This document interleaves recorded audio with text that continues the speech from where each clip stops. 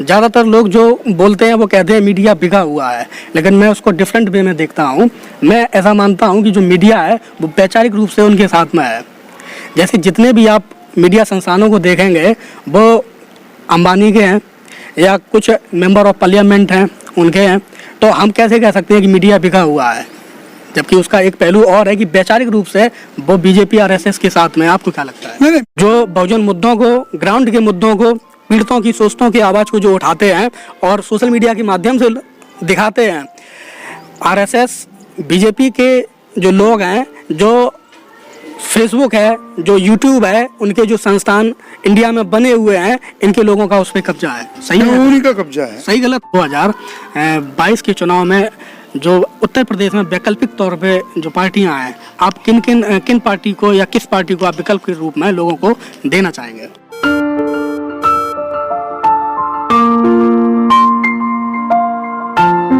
हमसे जुड़ने के लिए और हमारी खबरों से जुड़ने के लिए VR1 न्यूज़ पर विजिट करते रहिए। अगर आप हमारे वीडियो को फेसबुक पे देख रहे हैं तो चैनल को लाइक और फॉलो करें।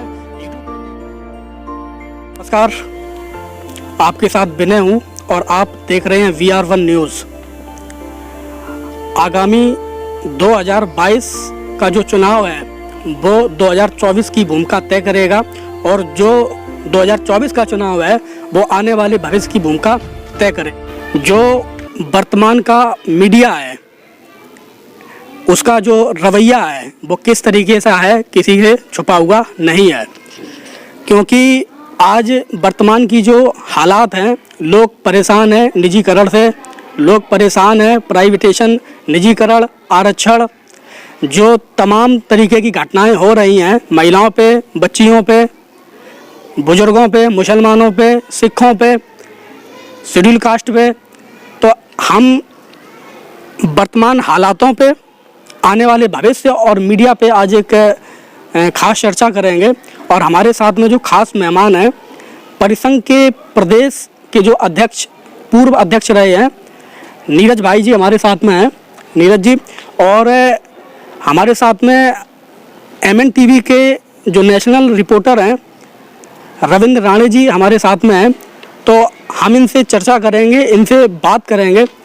सर, एक चीज़ बताइएगा, आप लगातार देश भर में आप भ्रमण करते हैं, देश भर में आप घूमते हैं, वर्तमान में आप उत्तर प्रदेश में हैं, और लगातार जो मुख्य धारा जिसको हम ब्राह्मण बनिया मीडिया बोलते हैं, आप जो उसका एक रवैया है उसको आप कैसे देखते हैं? ब्राह्मणवादी जो मीडिया है, जो बड़े पैमाने पे जो नॉन इशू को इशू बनाता है और जो इशू है उससे हाइड करता है। जो इस देश का जो बड़ा तबका है, जिसे हम SC ST OBC और माइनॉरिटीज कहते हैं, उनकी जो समस्याओं को असलियत में मीडिया के सामने लाना चाहिए था। मीडिया का काम है एज इट इज़ बताना, जो समस्या है वास्तव में वो चेहरा मीडिया यानी एक आईना होता है मीडिया, और उस आईने में चेहरा बताना जरूरी होता है, तो मगर वो नहीं बताता है। उसका कारण आप क्या समझते हैं कि वो जो मीडिया है वो बिका हुआ है या वैचारिक रूप से उनके साथ में? दोनों चीज़ें अलग हैं। ज़्यादातर लोग जो बोलते हैं वो कहते हैं मीडिया बिका हुआ है, लेकिन मैं उसको डिफरेंट वे में देखता हूँ। मैं ऐसा मानता हूँ कि जो मीडिया है वो वैचारिक रूप से उनके साथ में है। जैसे जितने भी आप मीडिया संस्थानों को देखेंगे वो अंबानी के हैं या कुछ मेंबर ऑफ पार्लियामेंट हैं उनके हैं, तो हम कैसे कह सकते हैं कि मीडिया बिका हुआ है, जबकि उसका एक पहलू और है कि वैचारिक रूप से वो बीजेपी आरएसएस के साथ में। आपको क्या लगता है? नहीं, बिका हुआ मीडिया नहीं है, वो उन्हीं का मीडिया है जी। उन्होंने बनाया, हर तरफ से मीडिया बनाया है, जो प्रिंट मीडिया हो, इलेक्ट्रॉनिक्स मीडिया हो, और अभी तो सोशल मीडिया भी उन्हीं का बना हुआ मीडिया है। और जो भी खबरें होती है वो अपने हित के संदर्भ में लगाते हैं। जैसे अभी आप मीडिया में देखते होंगे, उत्तर प्रदेश का चुनाव है, उत्तर प्रदेश के चुनाव में हमने ऑब्जर्व किया है, उत्तर प्रदेश में चुनाव में कांग्रेस की कोई ज़मीन नहीं है।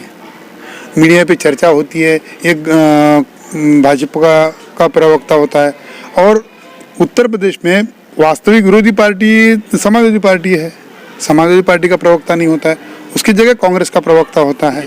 तो वो डिलिबरेटली क्या करते हैं कि कांग्रेस या बीजेपी वहाँ पे रहे। जो भी बहुजनों के दल है जो समस्याओं पर आवाज़ उठाते हैं, वो समाजवादी पार्टी हो, बहुजन समाज पार्टी, तो इसी वजह से ये जो दल है ये सामने नहीं आते हैं। ये जो मीडिया है, ठीक है ना, इस पे जो पूरी पकड़ है आरएसएस वालों की पकड़ है। ठीक है ना सर। वर्तमान में जैसे अभी आपने सोशल मीडिया का जो जिक्र किया है, उन्होंने जो मुख्य धारा की जो मीडिया थी उस पर अपनी पकड़ बना ली है और उनके जो लोग हैं वो मीडिया में हैं। अब हम सोशल मीडिया की बात कर रहे हैं। सोशल मीडिया पे जिस तरीके से कानून लागू किए जा रहे हैं, जो पटल के मुद्दे हैं उनको आप दिखाते हैं, लेकिन सोशल मीडिया पे आपको ऐसा नहीं लगता है कि आप कड़े कानूनों के तहत प्राइवेसी के नाम पे, ठीक है, उनको भी वहाँ दबाया जा रहा है? हाँ, वो दबाया जा रहा है, नए नए कानून बनाया जा रहा है। व्हाट्सअप है या ट्विटर है, फेसबुक है, उस पर बड़े पैमाने पे अपनी आवाज़ लोग अपनी बता रहे हैं। हमने फेसबुक पर लिखा जाता है what's in your mind. Facebook में एक लाइन होती है, जब हम पोस्ट करते हैं हमारे माइंड में क्या चल रहा है, समाज के माइंड में क्या चल रहा है, वो बताने का काम सोशल मीडिया करता है। उसे दबाने का काम सरकार कर रही है। और इसी सोशल मीडिया के जरिए ये जो भाजपा की जो केंद्र की सरकार है 2014 के पहले इसी सोशल मीडिया के जरिए सत्ता में आसीन हो गई, मगर आज दिखाई दे रहा है कि यही सोशल मीडिया बूमरैंग हो रहा है, उन पर बूमरैंग हो रहा है, तो उन्हें कब्जे में लाने की कोशिश की जा रही है।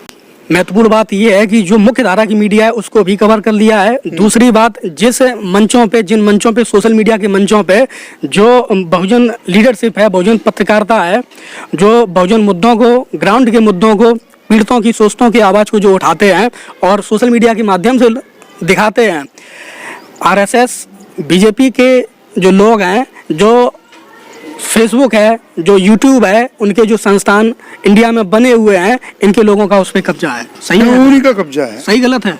उन्हीं के कब्जा है। सरकार ने अपना सलाहकार रखने, ट्विटर पर बड़ा संघर्ष हुआ, जो केंद्र सरकार का और ट्विटर का।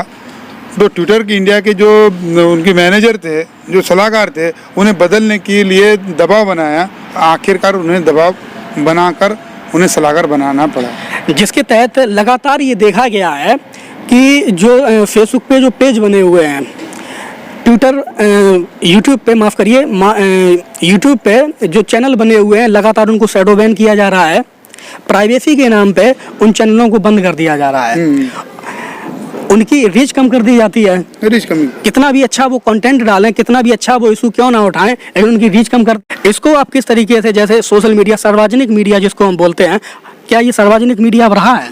नहीं, अभी उसे कंट्रोल किया जा रहा है। जैसे आपने कहा कि फेसबुक पर जो पेज पे अच्छे कंटेंट डाले जाते थे, पहले बड़े पैमाने पे रीच होता था, मगर अभी देखा गया कि उस पर भी बड़े पैमाने पे कहा जाता है कि इन्हीं ब्राह्मणवादियों का कब्जा बना रखे है और सिलेक्टेड पेजेस, उनके जो विचारधारा के पेजेस को ज़्यादा रीच दिया जाता है, और जो वास्तविक समस्याओं का बात अपनी रखते हैं तो उन बातों पर रीच। हमारे भाई हैं रविंद्र राणे जी, हम बड़े अनुरोध पूर्वक अपने भाई से ये जानना चाह रहे हैं कि आगामी समय में ये एक बहुत बड़ी चुनौती है बहुजन मीडिया के लिए, सोशल मीडिया के लिए, स्वतंत्रता के लिए। इस चुनौती से कैसे लड़ेंगे? तो इसे ऑर्गेनाइज वे में काम करना होगा। जितना भी हमारा जो मीडिया है, हो सकता है आपका एक मीडिया है, हम MNTV के जरिए चलाते हैं, बहुत सारे मीडिया है, मगर हमारे लोग, कुछ लोग हैं जो उनके चुंगल में फंस जाते हैं। मगर उसने सभी लोगों ने ऑर्गेनाइज होकर जितने भी मीडिया है, जैसे हम कहते हैं कि ब्राह्मणवादी मीडिया है, ब्राह्मणवादी मीडिया वो संगठित है। जो खबर एक चैनल पे चलती है वही खबर दूसरे चैनल पे चलती है, उनके ब्राह्मणवादी मीडिया पर। उसी प्रकार से हमारा भी जो खबर है, हमारे जो बहुजनों की जो खबरें है, वो खबरें हर सोशल मीडिया पे हो या प्रिंट मीडिया हो, हमारा बनाया हुआ, वो एक ही खबर चलनी चाहिए। देश भर के जो लोग हैं, खास तौर पे SC, ST, OBC और माइनॉरिटी के लोग जो सोशल मीडिया पे एक्टिव रहते हैं, उनको ये समझना होगा कि अगर वो इस में काम कर रहे हैं, आपका एक यूट्यूब चैनल हो सकता है, फेसबुक पेज हो सकता है, आपकी ID भी हो सकती है। अगर आप सामाजिक मुद्दों पे बात करते हैं तो आपको पता भी नहीं चलेगा कि आपकी ID को कब बंद कर दिया गया, कब बैन कर दिया गया। कहीं ना कहीं आप देश भर में किसी भी स्टेट के किसी भी डिस्ट्रिक्ट में, किसी भी ब्लॉक में, किसी भी गांव में अगर आप मेरी बात को सुन रहे हैं, तो देश भर के लोगों से हमारी ये अपील है कि सोशल मीडिया की पाबंदी को लेकर संगठित होना पड़ेगा। मैंने देश के बड़े जो लीडरशिप है, बहुजन नेता हैं, मैंने उनसे बात की है और उनके माध्यम से ये कहा गया है, आश्वासन दिया गया है कि आने वाले समय में एक बहुत बड़ा जन आंदोलन होगा और ये जो आंदोलन होगा ये सोशल मीडिया, यूट्यूब और अंतर्राष्ट्रीय लेवल पे ये आंदोलन होगा। आपको क्या लगता है सर? हाँ, जरूर आंदोलन होगा। एक बड़े पैमाने पे नेशनल लेवल पर तो आंदोलन बड़ा होने वाला है और इसका जरिया जो ह्यूमन रिसोर्सेज बाहर बड़े पैमाने पे है भारत में, वो जो पीड़ित है वो रास्ते पे आएगा।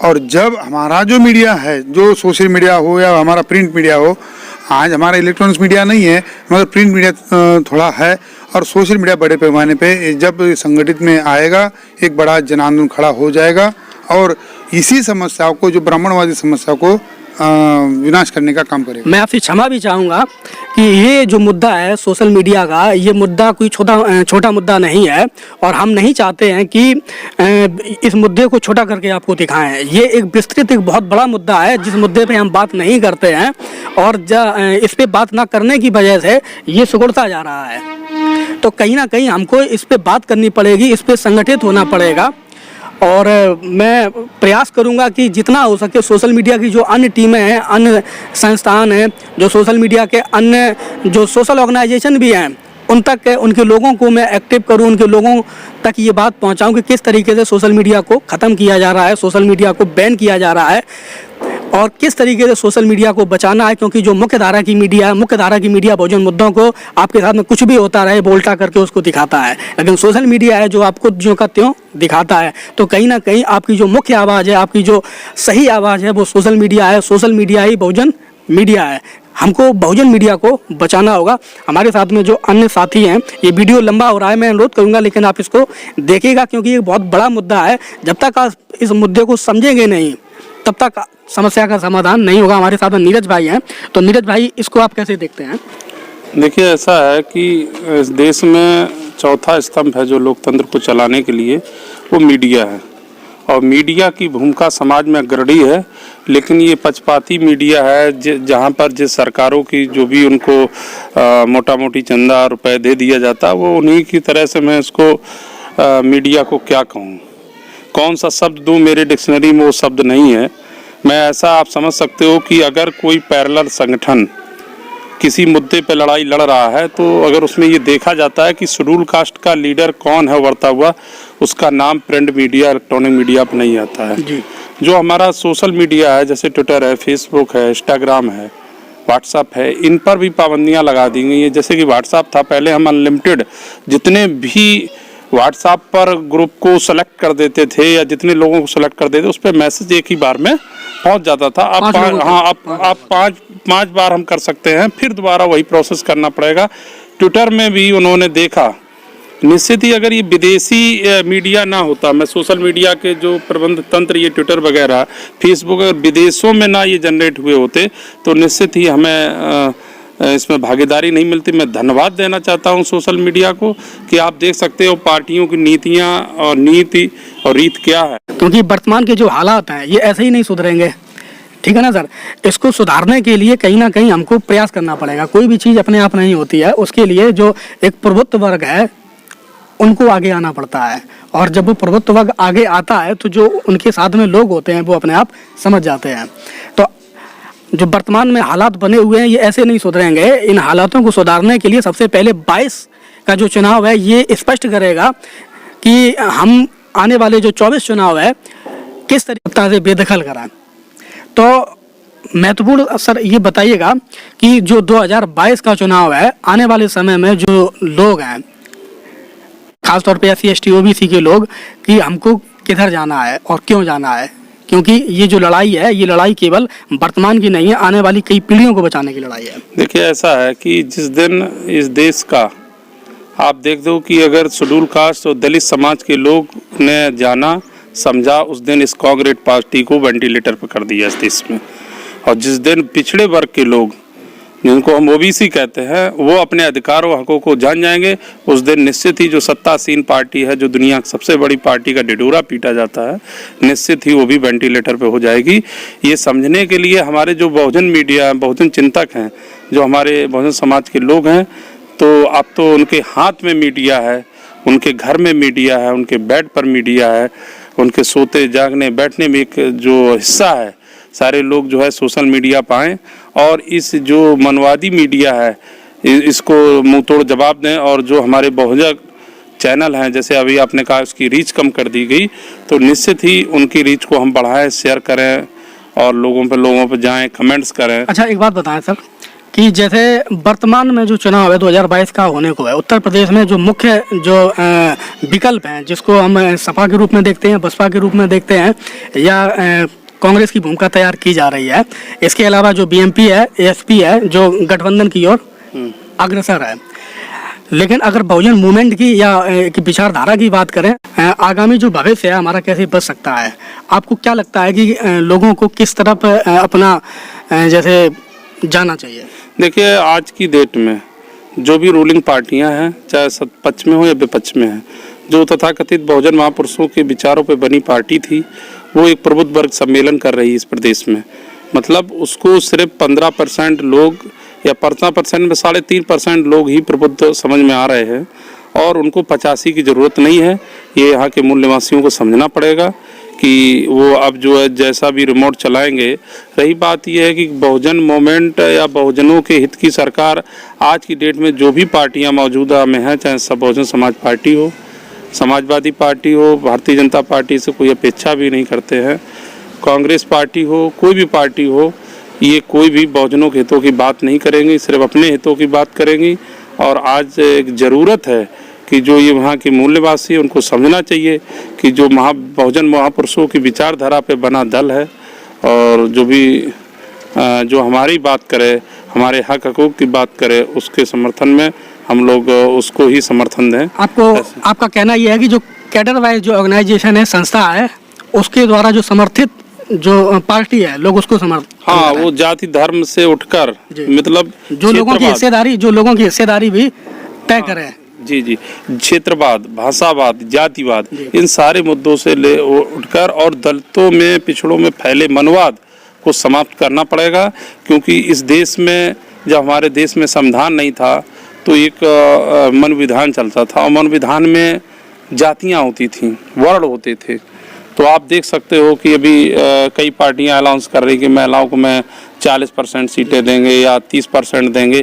तो महिलाओं को अगर सही में किसी ने महिलाओं को जीने का अधिकार दिया था, मन विधान चलता था, तो उसमें एक ब्राह्मण, क्षत्रिय, वैश्य, शूद्र हुआ करते थे और उन्हीं वर्णों के हिसाब से एक 5वीं भी जात थी इस समाज में, जो महिला जात थी, जिसका काम सिर्फ था कि सिर्फ उसका भोग करना। और उनको कैसी बस्ती थी, लोग स्वयंवरों में जीतते थे, कोई जुआ में हारता था। तो ये कोई महिला कोई बस तो नहीं है। ये देश में जो गाड़ी के 2 पहिए हैं, जो जीवन चलता है, ये कोई बस नहीं है। बाबा साहब अम्बेडकर ने हिंदू कोड बिल के माध्यम से महिलाओं को जो सम्मान दी। 2022 के चुनाव में जो उत्तर प्रदेश में वैकल्पिक तौर पे जो पार्टियां हैं, आप किन पार्टी को या किस पार्टी को आप विकल्प के रूप में लोगों को देना चाहेंगे? देखिए, ऐसा है कि